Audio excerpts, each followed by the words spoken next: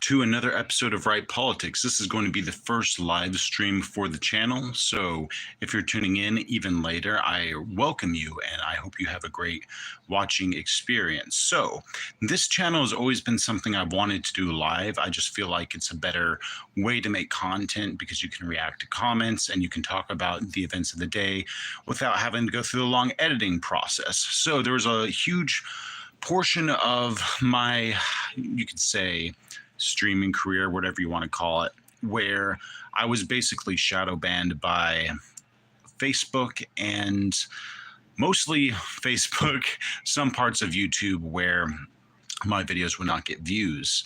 And a little bit about myself. Back in 2020, I decided I had the stockbroker internship in New York.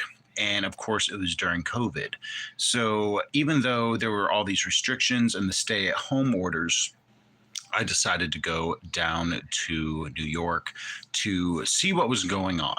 A lot of it had to do with my stock career. It's something that I wanted to pursue. And once I pursued it, I believe it would be a career path. And lo and behold, once I got down to New York, the company that I had the internship with split, and the person who hired me would not return my calls. And I was wondering why. So it was in the Trump building. So I went to the Trump building. I said, listen, this is the guy who hired me. I wanted to know about his, whereabouts. I was supposed to be doing this internship. I already paid for my hotel for a month in New York. So once I arrived, he basically said, yeah, he doesn't work here anymore. He actually split and went to another company that's still in Trump building, but it's on a different floor. So basically they wouldn't even gain me access to the building. So I had a month in New York right before the election. This was like, I think, November 15th. And the election was a couple weeks away. So one of the things that I really wanted to do is I wanted to film the reaction of the 2020 election and the outcome. So basically I took my video and my tripod and I went everywhere I could, and I went to Columbus Circle. But before I went to Columbus Circle, this was like a couple days after the election, I noticed that every single building in New York was closed and boarded up. And it was a really interesting process to see how the store owners were actually kind of looking for there to be like these George Floyd riots in New York City if Donald Trump won. Luckily, that never happened, not because Joe Biden was elected president. But I really wanted for Donald Trump to win because that's who I voted for. Of course, I had to vote with a ballot through the mail because that's just what they were doing. I didn't necessarily agree with the politics of it, though. Yeah, so I basically made you could say like a biopic of what was going on in that moment and how New York was in the season of the election. So when they had the contested election, I think it was a couple days after the election, Joe Biden won, and I had a political, and I still do, Facebook page called Young Republicans. And what I did is I basically live streamed the entire Joe Biden celebration rally that they had at Columbus Circle. And, there are people dressed as Donald Trump in a prison outfit. There are people stomping on the American flag, selling Biden-Harris memorabilia, and just like going all out. And there were so many officers. I mean, I remember going by, and you could always look up these photos at Young Republicans on Facebook. But yeah, you'd go by a bank and there'd be like 12 officers guarding the bank. And this is just to keep normal citizens from rioting. And you went to Trump Tower, which is separate from Trump Building off Columbus Circle in New York City. And there were like police officers barricaded that entire building. They were on the roof. They were everywhere. So I was very much like, this is going to be something that's huge. This is actually going to make news if I'm here and something breaks. And it did break. And it broke that Joe Biden won the election. So everyone was there celebrating. They were handing out picket signs. I mean, it was the whole big deal. It's like, about 10,000 people. So I filmed all of that, and I was really excited about it. And when that happened, there was this high school teacher that contacted me from the Netherlands on Facebook, and they were like, "We want for you to teach our high schoolers about, the Republican democracy and what you think of the 2020 election." So these high schoolers basically sent me questions and answers for different, it was going to be a question and answer video. So they sent me the questions. I pre-recorded the answers and I sent them back and I edited them together so it looked like it was live. And it was the first time I kind of got someone reaching out to me because I made a political video. And eventually I posted it. It did well. They thanked me, and then I went on from there. But with that said, it was my introduction into politics. I really enjoyed it. And also this kind of like independent journalism, going to other states to find out what was going on. Now, later in my personal music career, I went to several different countries, France and Egypt, and I saw a lot of what was going on in their local politics. So I kind of did some reporting on that as well. I wanted to start this channel, but I never had the access to live stream until I actually got 50 subscribers. So now that I have hit the 50 subscriber mark, I have realized that it is a very good thing. I wanted to do live streams back in September of 23, but at the time they wanted license verification, and there was nothing wrong with that. I just decided not to do it and see about going back to Facebook. So what Facebook did, try not to rabbit trail too much, but they stopped my live stream on two channels that I had. One was Right Politics. The other was Young Republicans. And even this morning, I went to Right Politics, which I've faithfully been able to live stream on, and they said you need an audience of 100 people. I was like, that was new. For a year and a half, they would not let me live stream on the original channel, Young Republicans, because they just completely took it off. They took off the option. And I was really disappointed about that because, as you know, with Facebook, you have to make pre-loaded clips and then upload them. And it's very tedious, and you don't get the live reaction content that you want to get, at least that I want to get. There's nothing wrong with making video essays, but it can take hours and hours to edit compared to just going live and talking about the topics of the day, especially if that's the channel that you want. So with that said, that's a little bit of the story. They also would not let me do any advertising on Facebook for the political page because they said that it could potentially influence the 2020 election. And then after the 2020 election, it was just they thought it would be disinformation, and they said it could alter local elections without giving specifications. So they wouldn't let me live stream for about a year and a half, and then just this morning they let me live stream on Young Republicans again. And then they lifted the ban on YouTube, saying you don't need an ID. So that's why I'm here. So yeah, it's been a very interesting day. That's the history. This is the future. So as you guys are aware, Donald Trump had an attempted assassination attempt on his life yesterday. He has decided to come back to the RNC early and give his appearance day number one, which is going to be tomorrow, the start of the RNC. Sorry, not the DNC, the RNC. And it's going to be something spectacular, given the idea that he was almost shot to death, but he was shot and it nicked his ear. So I really wanted to see what you guys think about that in the chat. Also, I did this short. You have to forgive me for saying DNC because I do know it's the RNC. I did this short of how Black voters are going to start idolizing Trump the way they did in the 90s and the 2000s, because they love this guy, man. He was in every major rap song. They knew this is the idea of American success, coming from nothing and becoming something and being very rich.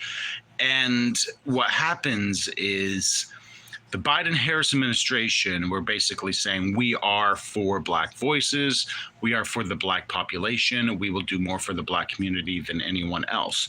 But what they failed to realize is through the false indictments and imprisonment of Donald Trump, that Black people are going to feel like they relate more to Donald Trump than they do the Democratic Party, because everything that has happened to white people has happened to Black people in the regards of inflation.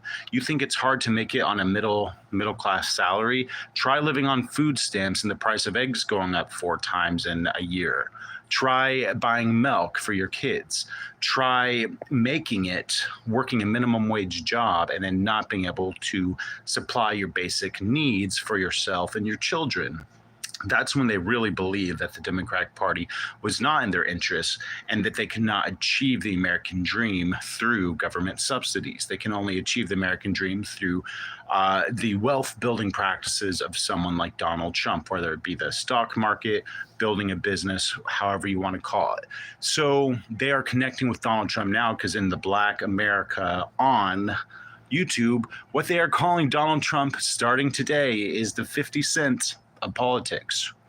The way it's described online is that, here's the thing, that 50 Cent was not popular until he got shot. After he got shot, his album sales went through the roof, and they are connecting to Donald J. Trump because Donald Trump was shot, and he did the most gangster thing by raising his fist, and they're like, this is our man. Not only was he wrongfully and falsely convicted of a felony, just like people and members in the Black community all day long, he had an attempted murder on him by a political party that a lot of these guys used to vote for. And they're like, well, maybe Donald Trump is on my side and maybe he's going to be the leader of our community. And maybe we can grow wealth through business practices and investment. And we cannot be chained by this mindset of continuously keeping us in places where we don't want to go. And that comes from my friends who are Black. And I'm not saying that I'm the guy who's like, oh, I have Black friends. Like, no, I'm saying, I worked at Fisk University for 1.5 years. And a lot of what people were saying about Donald Trump then was, I want to be Donald Trump, not, oh, that Donald Trump, he has so much money. Grr. No, I want to be Donald Trump because I want to provide for myself and my family. So what is this going to mean for the Democrats? Well, the Democrats are in big trouble after the fumble of a debate that Joe Biden had where he couldn't put 2 sentences together or even 1 sentence together, no matter how hard he tried. And then last night, he repeated the same mistakes. He called Vice President Harris Vice President Donald Trump. And the day before that, he announced Zelensky as President Putin. So the thing is this guy's losing his mind live on air for everyone to see. And not only does that make you feel bad about that his finger's on the nukes, but he cannot differentiate himself from the politics that he has engraved himself in, which are division politics. So the Democratic Party has to either replace him or get rid of Trump. They decided to get rid of Trump, and it backfired. And we know that it was a hit on Trump because it doesn't matter if the shooter was white. It doesn't matter if he was a registered Republican. It's the ideology that's saying Trump is a external threat to democracy. I can't say the word. Anyways, a threat to democracy, and that we need to completely eliminate him. And that is basically what this young man tried to do. Unfortunately, it cost him his life and the life of another goer of the rally. So what is this going to mean for the legacy of Donald Trump if he wins? Well, he's going to be just like Teddy Roosevelt, where he said it takes more than that to kill a bull moose. And the rest of it's going to be history. When you look at the fact that they tried to indict him, they tried to false imprison him, and they've tried everything through the Russia hoax. They tried to jail all of his staff members, including Rudy Giuliani. And it's just, what are we going to become as a country where we know we have this crazy man in the White House who tried to jail his political opponent. And then in addition to that, he basically called his gunman out to shoot him because he says it's time, the time for debating's over. It's time to put him in your crosshairs. That's exactly what a young man did. And we have to look at this as a domestic terrorist attack against a former president and the frontrunner of the Republican Party. So people who go to the RNC, I said it right this time, the RNC are going to have to deal with all the pressure of what it takes to be a Trump supporter at a Trump event. Right now, it could cost you your life if you want to be a Trump supporter going to a Trump event, because the Trump event has cost one individual who's 50 years old and a firefighter and a resident of Pennsylvania his life, protecting his daughter and wife from a bullet. And it was a stray bullet from an assassin trying to kill Donald Trump. So when Joe Biden says that Make America Great Again Republicans are domestic terrorists and an existential threat to democracy, he means it. He means half of the country is unfit to even vote. He calls half the country Neanderthals. So it's insane to think that people aren't going to act upon those ideas. Those ideas are real and they have meaning and they have a heart, and you cannot just exclude the crazies out of the bunch who are actually going to act upon it. So this will be a relatively short live stream. I just wanted to kind of get the groundwork of where I started, but I cannot wait to watch the news coverage of Donald Trump starting tomorrow at the RNC, because it's going to be mind-boggling of how much resilience he has. Do you think he's going to have a bandage on his ear because his ear is not hurt? It's like if you were in, like, let's just say 102 years ago, if you were Teddy Roosevelt and you were standing on a stage at the RNC, if they had a convention like that, and you had this massive arm sling of where an assassin tried to shoot you, and you're like, hey guys, I'm still here. There's nothing more gangster than that. And that's why people love him. And that's why they're going to vote for him. And he might win 48 states. He's definitely going to win 20% of the black vote from what I'm seeing online. And from my black friends, I just want for you guys to really let me know what you think in the comments. And so I do not embarrass myself, I want for you guys to know that all is well that ends well, and our republic will stand no matter what. We are going to be getting through this together, and all we have to do is just stay together as one people under one God, and we will remain the republic that has been around for 250 years. Have a great day. God bless, and we'll see you later.